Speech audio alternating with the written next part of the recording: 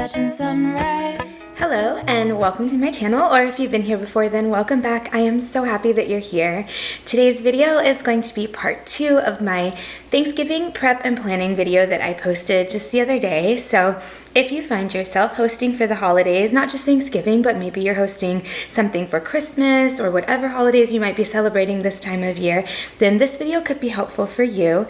So in my last video, I kind of broke down the planning process and what I do to plan ahead. I think that planning ahead for any kind of gathering is probably one of the biggest things that you can do. This will not only help everything go smoothly, but it will just help you keep calm and in control for the day so you don't end up frazzled and stressed out, because it's already going to be a little bit stressful. That being said, I do think it's important that we get this idea of perfection out of our heads. Of course, we want everything to look beautiful and taste wonderful and be amazing, but I think that when we have this Pinterest perfect idea of what our holiday should look like and try to strive to do that, it kind of is self-defeating a little bit, because nothing is ever going to be perfect. Something is always going to happen, and even with the best plan, something can still go not according to plan. So keep that in mind, that these are just kind of guidelines to help your day or your event or your gathering go as smoothly as possible. But please don't think that I am in any way trying to say that this will create a perfect holiday or a holiday that goes off without any issues, because we all know that things come up, and sometimes those things that happen actually make the holiday more memorable. However, it is important to plan and do as much as you can to keep anything from catching you by surprise for your event. Try to have the best holiday that you personally can have, and I'm sure your family and friends are not going to care exactly what the decorations look like, and if you stepped out of a magazine for this Thanksgiving, as long as you're with the people that you care about and you are enjoying the things that are special to you for the holiday season, at the end of the day, that is really all that is going to matter. Today's video, I'm going to focus on what I like to do as far as kitchen prep, and then I'm going to show you 3 Thanksgiving menu items if you are looking for something to include in your Thanksgiving menu this year. I will show those at the end of the video. 2 are going to be sides, and then 1 is going to be just a fun dessert that's kind of a little bit more kid-friendly, because for my Thanksgiving, we have a lot of kids that are going to be present, and especially I already have my own kids, so having things that are kid-friendly and that will appeal to little ones as well as the adults is very important. So those will be coming to you at the end of the video. I thought I would start the video just by telling you what I like to do to prep my kitchen. That is obviously one of the most important rooms when you're hosting a gathering that involves food and people coming over for a meal. So some of the things that I like to do to prep my kitchen ahead of time are obviously to clean it, but I'm going to wait a little bit closer until the actual day. Today is Thursday, so Thanksgiving is exactly 1 week from today. I will probably clean my kitchen sometime next week, Monday or Tuesday, once it's a little bit closer, so that way I won't have to worry about things getting too messed up again. I do just clean my kitchen normally every day anyways, but I will handle more deep cleaning things a little bit closer. That being said, I did go ahead and deep clean the refrigerator, and I also cleaned out my pantry. So those are 2 of my top tips of things to do to prep your kitchen for a holiday gathering or just any kind of a gathering that you might be hosting. I love to go through my pantry ahead of time. I will always sit down and make a shopping list, especially for Thanksgiving, when you know that stores might be closing early or closed altogether, and you don't want to get caught up in the madhouse of people that are also doing their holiday shopping.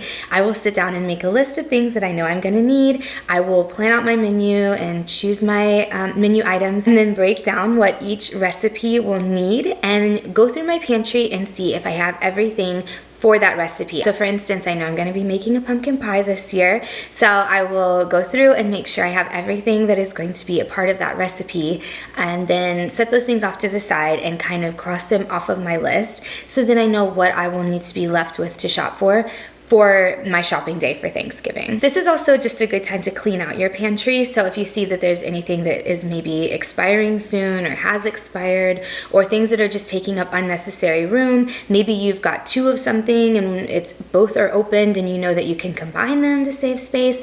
Really just saving space in the kitchen for a big gathering is a good idea, because then you have lots of room for anybody that might be bringing things or extra stuff that you might be stocking up on. So that's another really good thing to do, is to just clear out your pantry so you have extra space and you know that there's not anything in there that has gone bad or taking up space that you might really need for your holiday. Something else that I always make sure to deep clean before I have any kind of event or family coming over to eat, or just anybody coming over to eat, is my refrigerator. I don't clean my fridge weekly. I usually clean it maybe once every couple weeks or once a month. It just kind of depends on if it really needs it.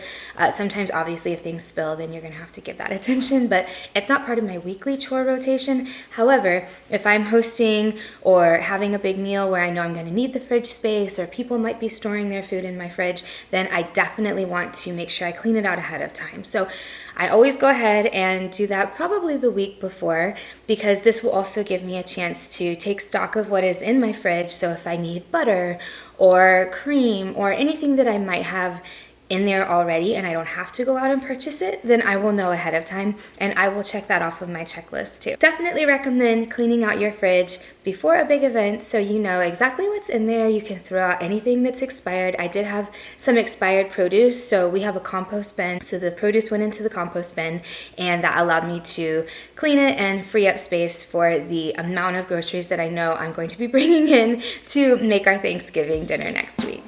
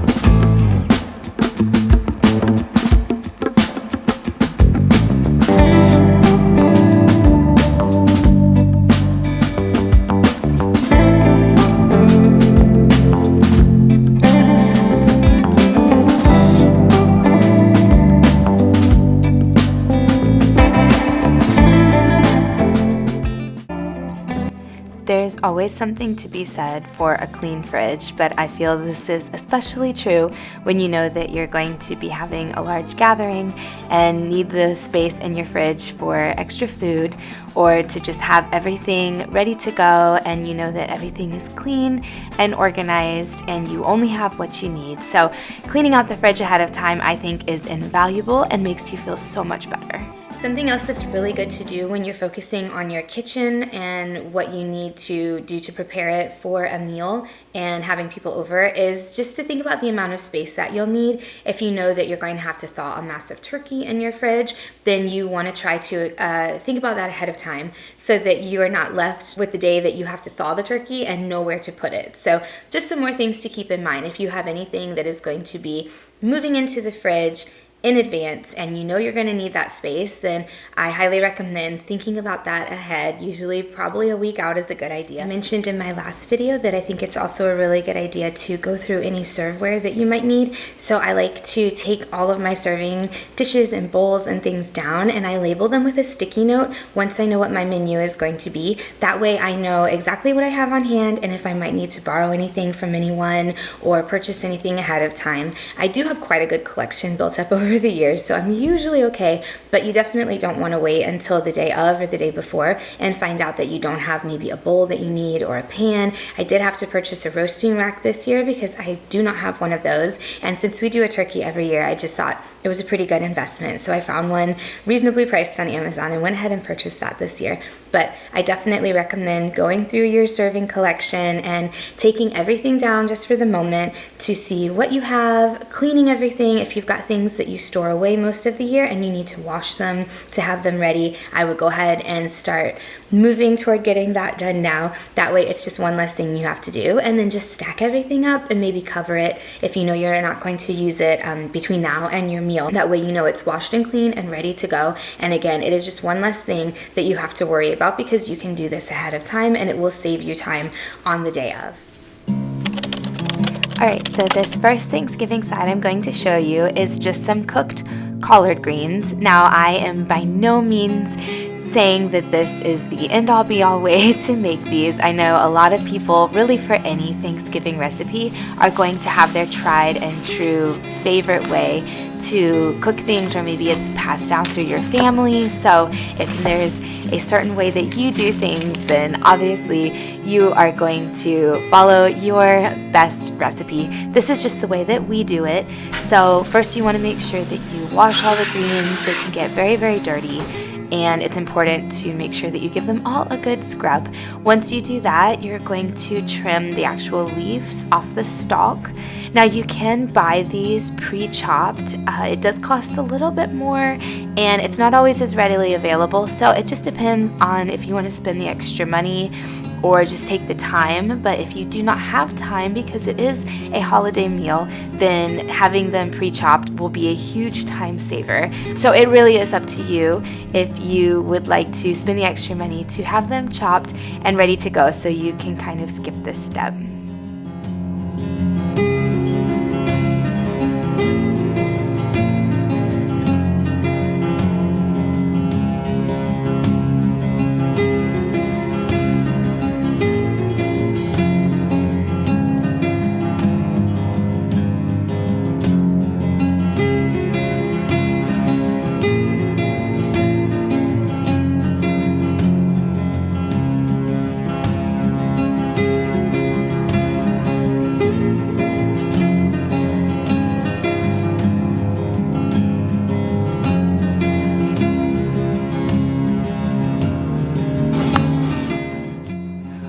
Once everything is washed and prepped, you also want to chop up your garlic, your shallot, and your onion as well, so that way everything will be chopped and ready to go into the pot.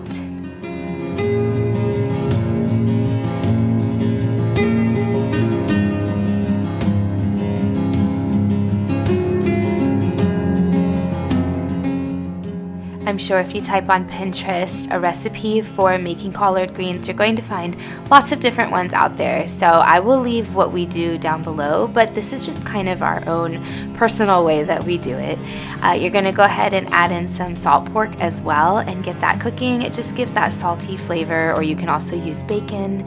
And then add all of your onion and shallot and garlic into the pot along with some beef broth. You'll add in your greens and then just give everything a good stir. I am using a Dutch oven for this because we want to make quite a bit so we can serve it for Thanksgiving, but you can make as much as you want. Finish up with adding the rest of the beef broth and give it a good stir again so you can get all the flavors mixed in. To give it even more salty flavor, we're adding in a ham hock and then stirring everything again around the ham hock just so you can get all of the flavors mixed together, and then topping it off with a little bit more beef broth.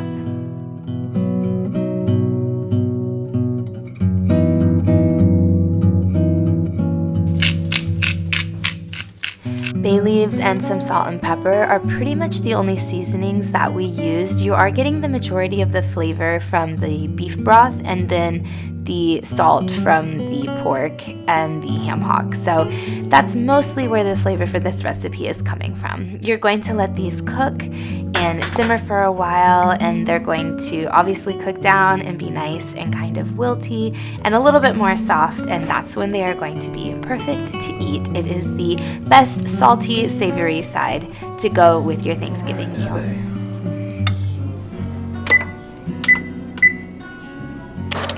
This next side is going to be for maple glazed carrots. Now, I did find this recipe on Pinterest, so I will link it down below. I've never made it before, and I have to say that you have to really like the flavor of carrots to enjoy the recipe because the carrot flavor definitely stands out. But once you mix it with the maple syrup and some brown sugar, this sweetness just pairs so beautifully with it. So if you're a fan of carrots, or you just want that extra color with a little bit of sweet mixed in with your savory sides, I definitely recommend this dish. You can use smaller carrots if you want. I followed the recipe and just used the long carrots and cut them lengthwise, and then just added a little bit of butter and then mixed it in with my maple syrup and brown sugar mixture.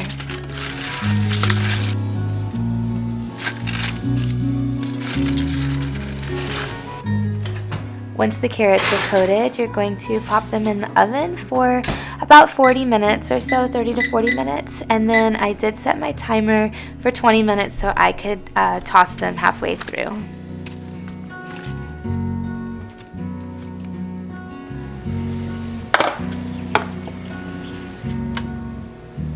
This is such a beautiful dish, and it adds a lot of really nice color to your table. I topped it with just a little bit of parsley flakes, and then it was ready to go. Very tasty and pretty as well. For my dessert, this is my kid-friendly dessert that I suggest, and it is really fun and easy to make. It's only a few ingredients. So this is caramel apple bark. My stepdaughter Hannah was wanting caramel apples for a dessert, and I told her that this would probably be fun to make and a little bit more kid-friendly. So you want to melt the chocolate, you're going to chop your apples. Now, I did learn a few things from this. I found the recipe also on Pinterest, so I'll put it down below. But you want to chop your apples pretty small, which I didn't do, and then you also want to get as much of the moisture out as possible. So I recommend those two things. Melt your chocolate really well. You just kind of have to watch it in the microwave and do increments of 10 seconds to make sure it doesn't burn. You're going to spread it all out onto your baking sheet with parchment paper and then put your pretzels on it. This is a really tasty and fun step. You can do some taste testing along the way, but the salty with the sweet is already so good. And again, it just is a really fun recipe for kids to eat too. Now, I have not really used caramel a lot, so I was not familiar with it. I definitely would have melted it down a little bit more. So another tip, if you are going to make this for your meal, and then if you get enough moisture out, it will make the apples mixed with the caramel a little bit easier too. So those are two things that I definitely learned when I was making this. Once you get your caramel and your apples mixed together, you're going to pour that on top of the pretzels as best you can and spread it out.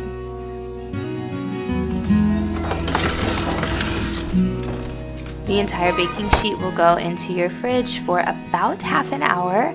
Once it's done, you're going to melt the rest of your chocolate and then drizzle it over the top of the entire mixture and then pop it back into the fridge. Now, it does say for an hour, but if you're not going to eat it right away, you can leave it in there even longer. Once it's had time to cool, then I just took a pizza cutter and broke it up into pieces of bark, and it was good to go. It's very messy, and like I said, if you can distribute the caramel and apples a little bit more evenly, I think it will turn out even better. But it was still delicious and would definitely be a fun dessert for kids and grown-ups alike.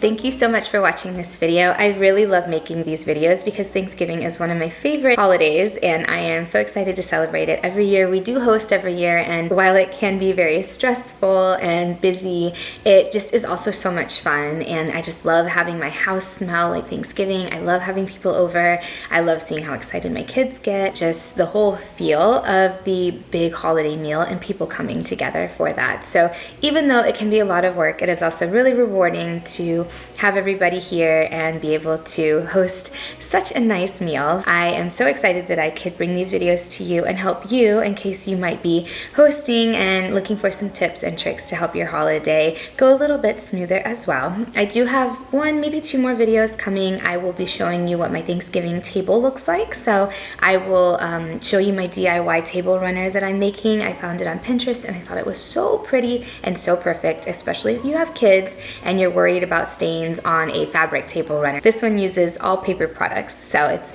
definitely kid friendly if you have little ones in the house eating. I will also show you my table decorations. Again, I'm just reusing things I have in my home and things that I found. I will show you what my Thanksgiving table looks like, and then I will do a big Thanksgiving deep cleaning video, which I will probably do next week and post right before the holiday. And then I will film my holiday, but clearly that's not going to help you ahead of time. So I will try to fit in as many more tips as I can ahead of time, just so you have them at your disposal if you are watching these videos and getting any ideas. Thank you so much for being here. I'm so happy that you stopped by. It really means a lot that you watch and you are interested in what I have to say. So thank you for being here. I will also have lots more lifestyle and motherhood content coming for you soon. So stay tuned for that as well. And we will be moving into Christmas as soon as Thanksgiving is done, because I will almost always decorate for Christmas the weekend after Thanksgiving. So I am super excited for that too. I am so glad that you stopped by, and I look forward to seeing you in my next video. Golden, golden.